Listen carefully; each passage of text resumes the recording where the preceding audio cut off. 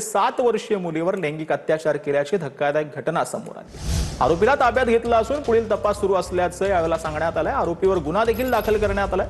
परिसरातील गोडाऊनमध्ये आरोपी वॉचमॅन म्हणून काम करत होता। संतप्त नागरिकांनी पायधुनी पोलीस ठाण्याबाहेर गर्दी केलेली होती। आरोपीला कठोर शिक्षा व्हावी अशी मागणी करत नागरिकांनी रास्ता रोको देखील यावेळेला केलेला आहे। एक अल्पवयीन मुलीवरती बलात्काराची घटना घडल्याची माहिती होती। त्या अनुषंगाने पोलीस स्पॉटवरती जाऊन जे आहे की पोहोचलेले होते। संबंधित जे आहे आरोपी ताब्यात घेतलेला आहे आणि या अनुषंगाने जे आहे आपण रितसर एफआयआर दाखल करून अधिक तपास चालू आहे। अच्छा, इस मामले में मतलब जो सर आरोपी जो अटक केलेला आहे त्याचं बॅकग्राऊंड काय, नेमकं तो त्या ठिकाणी काय काम करतो, स्थानिक नागरिकांनी या संदर्भात काय माहिती? यातील जो आरोपी आहे तो तिथे जे गोडाऊन आहे त्यातला वॉचमन आहे।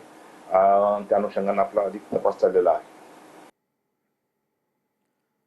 तर नक्की हे प्रकरण काय आहे ते आपण ग्राफिक्सच्या माध्यमातून समजून घेऊयात। मुंबईच्या पायधुनीमध्ये 7 वर्षाच्या अल्पवयीन मुलीवर सुरक्षा रक्षकाकडून लैंगिक अत्याचार करण्यात आला।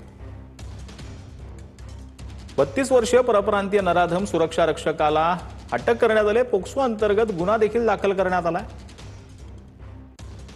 आरोपीनं मुलीला गोडाऊनच्या स्वच्छतागृहात नेऊन अत्याचार केल्याची धक्कादायक माहिती समोर आली।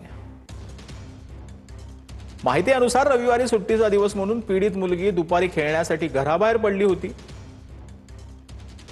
बराच वेळ मुलगी घरी न आल्यानं आईनं शोधाशोध केली। कुर्ला स्ट्रीट परिसरातील एका गोडाऊनच्या पोटमाळ्यावर मुलगी गंभीर अवस्थेत दिसली।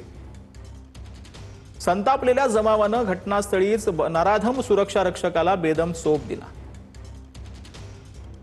चिमुरडीला तातडीनं वैद्यकीय उपचारासाठी रुग्णालयात दाखल करण्यात आलेला आहे।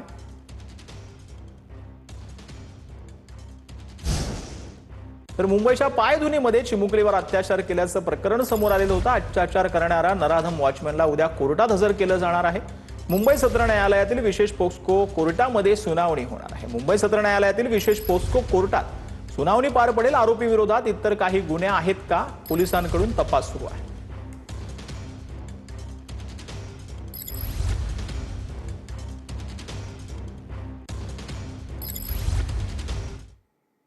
तर मुंबईतील आमदार अमीन पटेल आणि विधानसभा अध्यक्ष नार्वेकरांनी घटनास्थळी जाऊन आणि पोलिसांकडून संपूर्ण घटनेची माहिती घेतलेली आहे।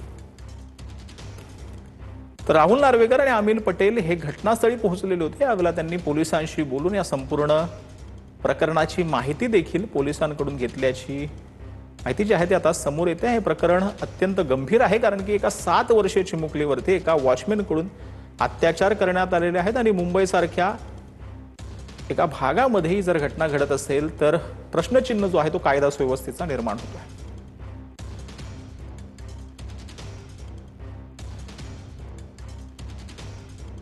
तर या प्रकरणामध्ये रोहित पवार यांनी आपलं ट्विट करत आपल्या जी काही प्रतिक्रिया आहे ती दिलेली आहे। नसरापूर घटनेतील आरोपीला फाशीची शिक्षा सुनावल्याची घटना ताजी असतानाच मुंबईच्या पायधुनी परिसरामध्ये 7 वर्षाच्या चिमुरडीवर वॉचमॅननं अत्याचार केल्याची संतापजनक आणि गंभीर घटना घडली। सरसकट सर्वच खटल्यात नरसरापूर प्रमाण तातडीनं न्याय मिळत नाही, म्हणून आरोपींना कायद्याचा धाक राहिला नाही। त्यासाठी खटले वेगानं निकाली निघणं आणि शक्ती कायद्यासारखा कायदा तातडीनं लागू करणं आवश्यक आहे। याबाबत अधिवेशनातही मागणी केली असल्याचं रोहित पवारांनी आपल्या ट्विटमध्ये म्हटलेलं आहे। तर त्यानुसार सरकारनं त्यासाठी प्रयत्न करावेत। पीडित चिमुकली लवकर बरी व्हावी ही प्रार्थना, असं देखील रोहित पवारांनी आपल्या एक्सच्या पोस्टमध्ये म्हटलेलं आहे।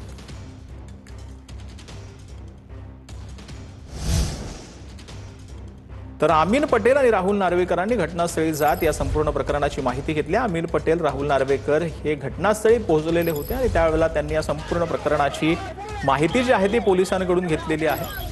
हे संपूर्ण प्रकरण ज्या वेळेला घडलं त्यावेळेला घटनास्थळावरती आणि पायधुनी पोलिसांच्या परिसरामध्ये मोठ्या प्रमाणावर नागरिकांनी गर्दी केलेली होती।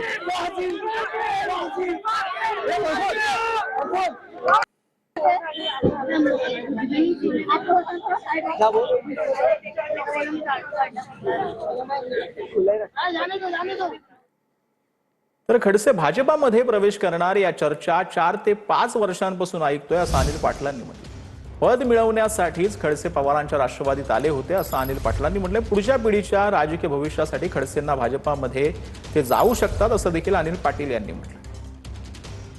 तर एकनाथ खडसे साहेब भाजपमध्ये प्रवेश करतायत गेल्या 4-5 वर्षापासून कदाचित ह्या चर्चा मी वारंवार ऐकतोय. ते संपूर्ण भारतीय जनता पार्टीला मला असं वाटतं की ते पद मिळवण्यापुरती राष्ट्रवादी काँग्रेस पक्षात आलेले होते आणि आता पुढे भविष्यामध्ये जे गुलाबराव पाटील साहेबांनी सांगितलं, भविष्यामध्ये आपल्या पुढच्या पिढ्यांची काही लाईन लावून घ्यायची असेल म्हणून कदाचित ते भारतीय जनता पार्टीमध्ये परत जाऊ शकतात. म्हणजे त्यांच्या कन्यांची लाईन लावायची असं म्हणायचं आहे. नाही, त्यांच्या कन्याची ते आता नातवंडांपर्यंत लाईन लावून घ्यायची आहे असं माझं मत आहे. तर उच्च पदस्थ कार्य करणाऱ्या व्यक्तींवर असे आरोप होणं गंभीर असल्याचं वडेट्टीवारांनी म्हटलं. विनायक राऊतांच्या सुनेच्या आरोपांवर वडेट्टीवारांनी ही प्रतिक्रिया दिली.